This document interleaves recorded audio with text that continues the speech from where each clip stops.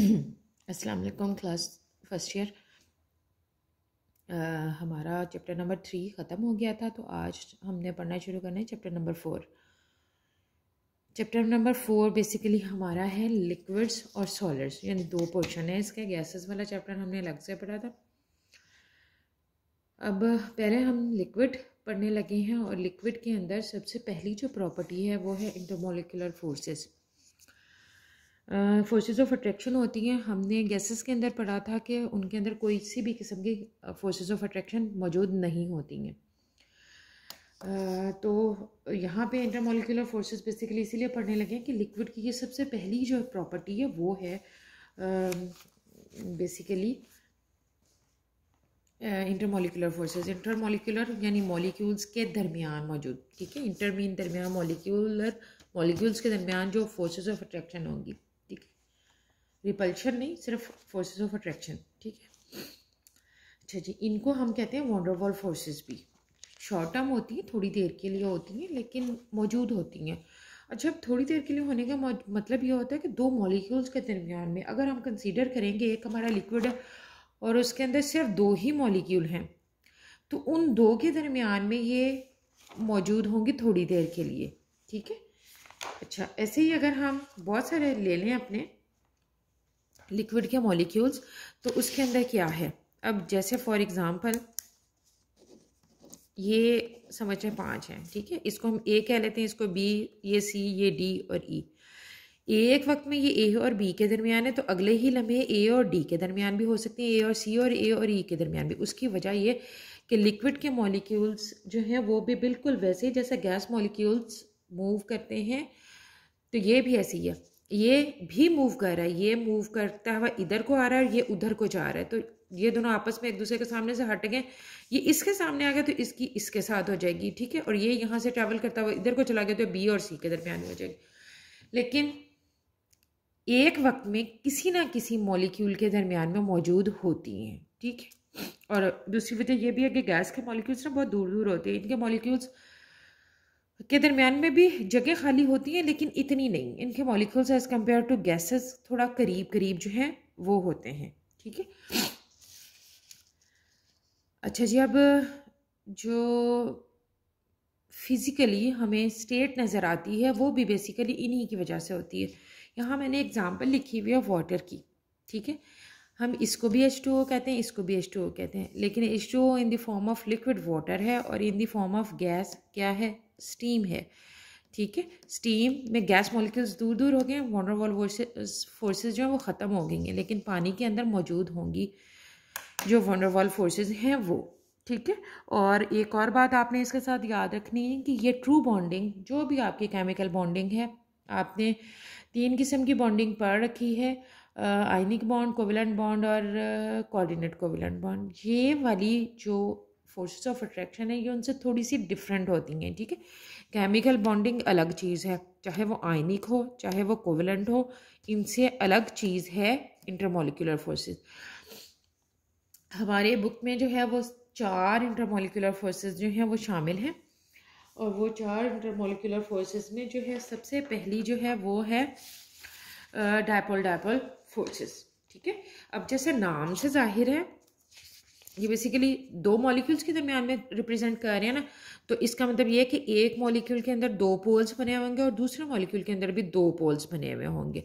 उनके दरमियान में जो फोर्सेस ऑफ अट्रैक्शन है उनको हम कहते हैं डायपोल डायपोल फोर्सेस, ठीक है। अच्छा, ये किसके अंदर मौजूद होंगी, इसके लिए ज़रूरी है कि जो हमारा मॉलिक्यूल है वो पोलर हो, ठीक है। कोवेलेंट बॉन्डिंग में हमने पढ़ा था कि नॉन पोलर होते हैं उसकी टाइप्स में और पोलर होते हैं। पोलर क्यों होते हैं, इलेक्ट्रोनेगेटिविटी डिफरेंस की वजह से। अब फॉर एग्जांपल हाइड्रोजन है, H2 की फॉर्म में एग्जिस्ट कर रहा है, तो अगर आप इसके ऊपर पॉजिटिव लगा दें और इसके ऊपर नेगेटिव लगा दें, या इसके ऊपर नेगेटिव या इसके ऊपर पॉजिटिव लगा दें, बात एक ही है। दोनों हाइड्रोजन सेम है, इसके पास भी एक इलेक्ट्रॉन है, इसके पास भी इलेक्ट्रॉन है। जितना इसने शेयर किया उतना ही उसने भी शेयर किया हुआ, तो जो उस इलेक्ट्रॉन पेयर जो इन्होंने शेयर किया हुआ है आपस में, उसको खींच के रखने की सलाहियत इसके पास जितनी है उतनी इसके पास, क्योंकि इसके पास भी एक प्रोटॉन है, जिसने 2 को खींचना है इसके पास भी एक प्रोटॉन है। तो मैटर नहीं करता कि आप पॉजिटिव और नेगेटिव एंड्स किस पे लगाते हैं। तो ऐसे मॉलिक्यूल्स जो होते हैं इनको हम कहते हैं नॉन पोलर। इनके अंदर नहीं होगी ये वाली forces of attraction, dipole dipole वाली, ठीक है। ये कहाँ होंगी? ऐसे मॉलिक्यूल्स जहाँ पे इलेक्ट्रोनेगेटिविटी डिफरेंस की वजह से पोल्स बने हुए होंगे। अब इसके मुकाबले में हम एग्जाम्पल ले लेते हैं HCl की, ठीक है। HCl आपने देखा होगा, हम हमेशा ऐसे ही लिखते हैं, पार्शियल पॉजिटिव हमेशा इसके ऊपर होता है, पार्शियल नेगेटिव। हम कभी ऐसा नहीं करते कि इसके ऊपर पार्शियल नेगेटिव और इसके ऊपर पार्शियल पॉजिटिव डाल दें। इसकी वजह, हाइड्रोजन छोटा मॉलिक्यूल है, इसके पास एक प्रोटॉन है, ठीक है, और एक इलेक्ट्रॉन है। इसके पास 17 प्रोटॉन है और 17 इलेक्ट्रॉन है, जिनमें से इसने एक इस हाइड्रोजन के साथ शेयर किया हुआ था।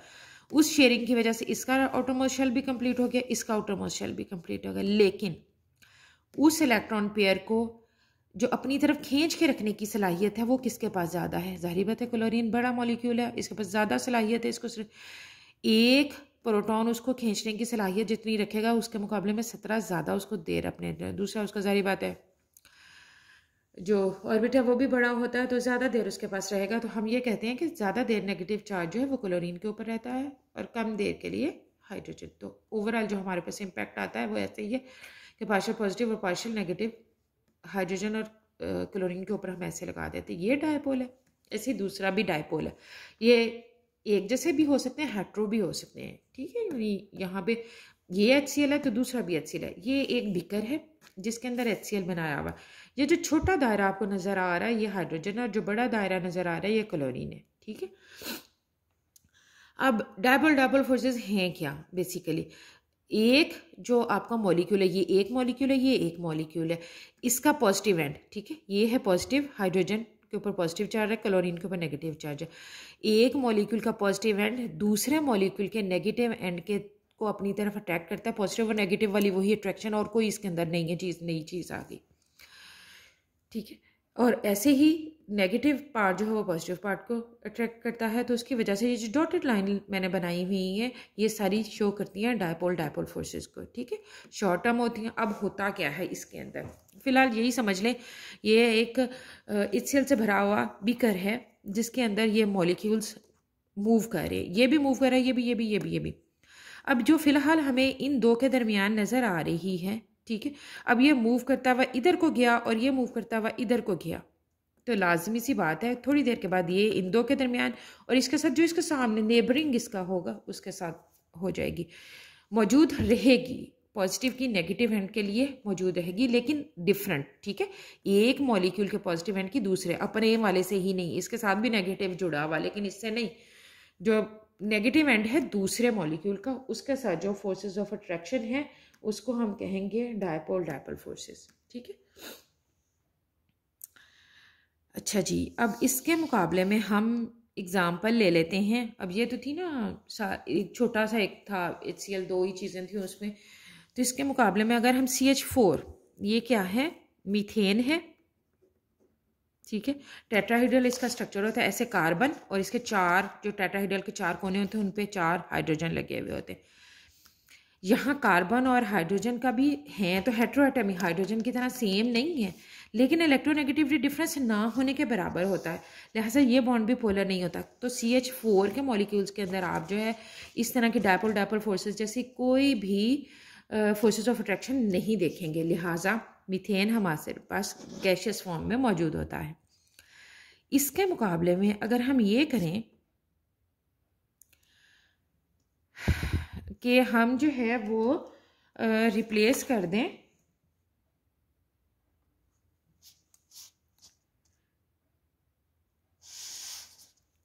इसको, यहाँ बना देती हूँ, ये कार्बन जो है एक कार्बन रहे और यहाँ पे 3 क्लोरीन आ जाए, ये है CHCl3 जिसको आप क्लोरोफॉर्म भी कहते हैं, ठीक है। अब इस कार्बन के साथ ये क्लोरीन इलेक्ट्रोनेगेटिव एटम लगने की वजह से ये बॉन्ड जो है वो पोलर हो गया है और उसका इफेक्ट जो है वो पूरे जो आपका मॉलिक्यूल है उसके ऊपर आपको नज़र आएगा। तो यहाँ पे अगर एक और ऐसा ही क्लोरोफॉर्म का जो है वो आपको नज़र आ रहा है Cl Cl Cl और एक H, ठीक है। तो इसका पॉजिटिव इसके नेगेटिव एंड के दरमियान में ये जो डॉटेड लाइन है ये बना सकता है। ऐसे ये और हाइड्रोजन के साथ, ये और हाइड्रोजन के साथ जो है वो मिलके बना सकता है। ये जो बेसिकली डॉटेड लाइन हम रिप्रेजेंट कर रहे हैं ना, ये बनाती है डायपोल। और इसको डॉटेड लाइन से रिप्रेजेंट करने की भी वजह यही होती है कि ये शॉर्ट टर्म है, थोड़ी देर के लिए होती है, ठीक है। आमतौर पे ये सवाल जो है वो शॉर्ट क्वेश्चन के लिए आता है। इसकी वजह से फ़र्क क्या पड़ता है, इसकी वजह से जो थर्मोडायनेमिक प्रॉपर्टीज़ होती हैं, जैसे बॉइलिंग पॉइंट हो गया, मेल्टिंग पॉइंट हो गया, heat of vaporisation, heat of sublimation, इन सारी चीज़ों पे फ़र्क पड़ता है, ठीक है। क्योंकि अब क्या है जैसे यही है, अगर तो आपको पहले ये वाली इस एनर्जी देनी पड़ेगी इसको तोड़ने के लिए, बेशक वीक ही है लेकिन एनर्जी देनी पड़ेगी इसको तोड़ने के लिए। उसके बाद इसके जो बाकी 4 बॉन्ड हैं उनको तोड़ने के लिए। तो वैसे अगर ये ना होती तो हमें ये सिर्फ 4 बॉन्ड तोड़ने पड़ते। अब आपको थोड़ी सी इजाफी एनर्जी देनी पड़ेगी, तो वो जो हमारी थर्मोडायनेमिक प्रॉपर्टीज़ हैं उन पे ये फ़र्क डालता है और फिजिकल स्टेट भी ऑफ कोर्स जो है वो उसकी चेंज कर देता है, ठीक है जी। ये तो हो गया डायपोल फोर्सेस हो गई हमारी, ठीक है। इसके बाद जो है वो हमारा सेकंड जो चीज़ है वो है डायपोल इंड्यूस्ड डायपोल फोर्सेस, ठीक है। डायपोल इंड्यूस्ड डायपोल फोर्सेस, इनको हम जो है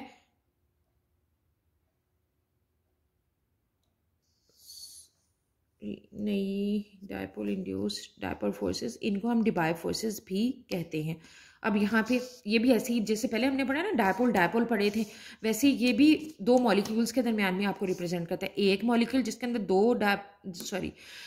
2 पोल्स बने हुए होंगे, पहले ही वो पोलर होगा, खुद से पोलर हुआ होगा, बिल्कुल वैसे जैसे HCl के अंदर 2 पोल्स बने हुए थे, ठीक है। इंड्यूस का मतलब होता है दाखिल कर देना, ठीक है। उसके अंदर डायपोल अपना डायपोल जो वो दूसरे के अंदर दाखिल कर देगा। तो बेसिकली ये किन 2 के दरमियान में बनेगा, इनमें से एक पोलर और दूसरा नॉन पोलर होगा। एक पोलर और दूसरा नॉन पोलर मॉलिक्यूल जो है उसके दरमियान में ये फोर्सेस होंगी, ठीक है। अच्छा जी, ये भी जो है शॉर्ट क्वेश्चन के लिए ही आता है। इसमें जो है ये समझना परमानेंट पोल है, ये पॉजिटिव और ये नेगेटिव, जैसे HCl है ये पार्शियल पॉजिटिव है ये नेगेटिव है, बिल्कुल ऐसे ही ये परमानेंट पोल है, ठीक है, जिसको हम डायपोल कहते हैं, परमानेंट है। ये इसके मुकाबले में नॉन पोलर के अंदर आपको पता है ऐसे ही होता है कि दरमियान में जो है आपके प्रोटॉन्स न्यूक्लियस के अंदर हैं और इलेक्ट्रॉन्स बाहर मूव कर रहे हैं, ठीक है। अब इसने अपना इसके अंदर दाखिल करना है, वो कैसे करेगा, जब ये मूव करता हुआ, ये वाला मूव करता हुआ इसके सामने आ जाएगा इस सिचुएशन में कि इसका भी नेगेटिव एंड और इसके भी इलेक्ट्रॉन इसके सामने आ जाएंगे। कोई इलेक्ट्रॉन यहाँ से मूव करता हुआ ना इसके सामने आ जाएगा, तो ये इलेक्ट्रॉन जो है इस इलेक्ट्रॉन्स को रिपेल करेंगे और यहाँ थोड़ी देर के लिए टेम्परेरी तौर पे एक बिल्कुल ऐसे ही जैसे इसका अपना पोल था वैसे ही पोल बना हुआ आ जाएगा कि आपका न्यूक्लियस जो है वो एक साइड पे आ जाएगा जिस साइड पे नेगेटिव एंड है, और इलेक्ट्रॉन जो है वो दूसरी साइड पे चले जाएंगे, ठीक है। ये फोर्सेस डायपोल फोर्सेस से भी ज़्यादा वीक हैं, ठीक है, सारी वीक हैंगे, लेकिन डायपोल फोर्सेस के मुकाबले में ये उससे भी ज़्यादा वीक जो है वो फोर्सेस होती हैं, ठीक है। तो एक चीज़ परमानेंट है पोल, दूसरी नॉन पोलर है। ये परमानेंट पोल जो है अपना इंड्यूस करता है नॉन पोलर के अंदर, तो ये भी इंड्यूस डायपोल, अब ये डायपोल परमानेंट था, ये इंड्यूस डायपोल बन गया, ठीक। तीसरी टाइप जो है ये आपकी शुरू में तो दी हुई जहाँ इंटरमोलिकुलर फोर्सेस दी हुई है, लेकिन यहाँ ना नहीं दी हुई, यहाँ इसलिए नहीं दी हुई कि ये हमने आगे जो सोल्यूशंस वाला चैप्टर वहाँ पर नहीं है, ठीक है। तो मैं भी क्योंकि हमारी उसमें लिखी हुई है तो मैं आपको यहीं पे बताने लगी हूँ। ये क्या है, आयन डायपोल फोर्सेस। इसमें क्या है, एक आयन होगा, ठीक है, पॉजिटिव नेगेटिव बिल्कुल वैसे जो हमने पढ़े हैं कैटायन एनायन बिल्कुल वही। और डायपोल का मतलब ये है कि कोई भी पोलर, इसका मतलब ये है कि एक आयन जो है वो पोलर सॉल्वेंट के अंदर जब डिसॉल्व करते हैं तो ये बेसिकली सोलेबिलिटी के हवाले से, इसलिए इन्होंने ना सोल्यूशन वाले चैप्टर में ही इसको मेंशन किया हुआ, ठीक है।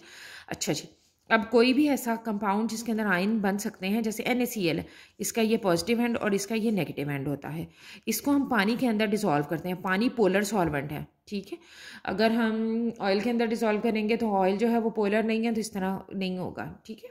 मीथेन के अंदर करेंगे, अभी हमने डायपोल फोर्सेस के अंदर पढ़ी है मीथेन के अंदर जो है वो डायपोल फोर्सेस नहीं होती हैं, तो वो गैशियस फॉर्म में एग्जिस्ट करती हैं। तो अब हमने यहाँ पे लेना है पोलर, तो पोलर में हमारे पास सबसे अच्छी एग्जांपल है हाइड्रोजन की, ठीक, सॉरी वाटर की। तो वाटर का जो स्ट्रक्चर है वो होता है वी शेप्ड, ऑक्सीजन है, दरमियान में 2 हाइड्रोजन जो हैं टर्मिनल्स पे लगे हुए हैं। अब होता क्या है इसमें, नेगेटिव जो आयन है उसको, जो आपका सॉल्वेंट होता है उसके पॉजिटिव पार्ट घेर लेते हैं। ये क्लोरीन है, नेगेटिव पार्ट, इसको हाइड्रोजन, चारों तरफ से हाइड्रोजन ने घेरा हुआ। ये अच्छा साइज पे डिपेंड करता है कि कितने घेरेंगे, छोटा होगा तो जाहिर बात है थोड़े घेर लेंगे, बड़ा होगा तो ज़्यादा घेरेंगे, ठीक है। ऐसे ही पॉजिटिव है तो उसका वाइस वर्सा हो जाएगा। ऑक्सीजन जो है नेगेटिव पार्ट पोलर का आपके, उसने आपके पॉजिटिव को घेरे में लिया हुआ, और इसकी वजह से ऐसा है कि आपका जो NaCl है दोबारा आपस में मिलता नहीं, वरना सोडियम की क्लोराइड के लिए एफिनिटी सबसे ज़्यादा होती है पॉजिटिव नेगेटिव की वजह से ही, ठीक है। तो भी भाग के दोबारा इसके पास इसीलिए नहीं जाता कि इसने इसको ट्रैप किया हुआ होता पॉजिटिव पार्ट ने, और नेगेटिव पार्ट जो है उसने कैटाइन को जो है वो ट्रैप किया हुआ होता है, ठीक है जी।